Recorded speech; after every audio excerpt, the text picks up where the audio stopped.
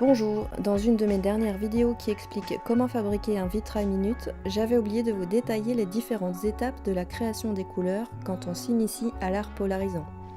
Pour ce faire, il vous suffit de vous munir de deux filtres polarisants. Lorsque ceux-ci sont orientés dans le même sens, ils laissent passer la lumière.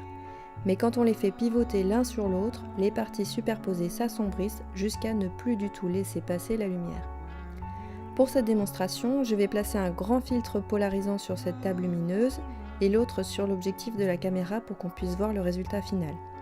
Quant à vous, pour fabriquer votre vitrail minute ou votre œuvre d'art polarisant, il faudra vous équiper de lunettes polarisantes comme celle-ci et placer un seul des deux filtres sur un plat en verre retourné au-dessus d'une feuille de papier éclairée en guise de table lumineuse. Ensuite, pour créer les couleurs, vous découpez des formes dans du film de polypropylène, autrement dit du film de fleuriste, le plus fin possible. Maintenant, vous enfilez vos lunettes magiques et vous vérifiez que le fond apparaît blanc. S'il apparaît noir, tournez le filtre d'un quart de tour. Puis vous saisissez le premier morceau de plastique. Faites-le pivoter et vous constaterez qu'il devient plus ou moins bleu selon son orientation. Il peut être bleu ou d'une autre couleur selon l'épaisseur du plastique que vous utilisez. Maintenant, prenez-en un autre. Il apparaît de la même manière bleu, mais quand on le superpose au premier, les parties superposées deviennent orangées. Et si on l'oriente à 90 degrés par rapport à la position orangée, il annule en quelque sorte l'effet du premier film et apparaît blanc à l'intersection des deux films. Prenons un troisième morceau de film. La couleur orange apparaît quand il y a deux épaisseurs de film et vert clair quand il y en a trois. De la même façon, si on oriente le troisième morceau à 90 degrés par rapport aux autres, il rétrograde l'effet. On revient donc à la couleur précédente par rapport au orange, le bleu. Mais conservons la couleur vert clair et poursuivons en superposant un quatrième morceau. On distingue la couleur fuchsia quand il y a 4 couches de film et orange quand on rétrograde en le tournant à 90 degrés.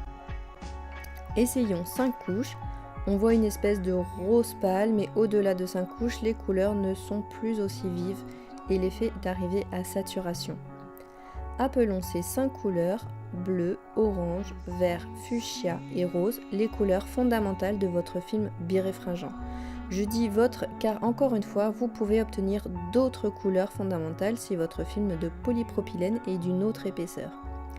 Ces 4 ou 5 couleurs fondamentales, donc ces 4 ou 5 épaisseurs de film, vous suffisent largement pour créer toutes, je dis bien toutes les couleurs de l'arc-en-ciel, dans toutes leurs nuances, jusqu'à donner les tableaux les plus complexes, faits en scotch comme ça, ou encore ça.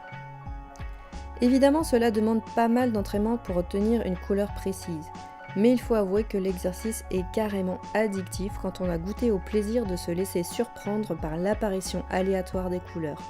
Essayez par vous-même, vous verrez que vous aurez du mal à vous arrêter de superposer et superposer encore des couches tellement l'effet est fascinant. En plus, la création change lorsqu'on fait pivoter l'un des deux filtres.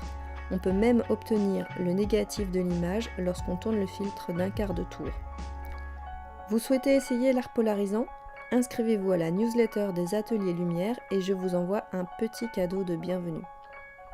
D'autres tutoriels sur l'art polarisant sont disponibles sur la chaîne des ateliers Lumière. À bientôt!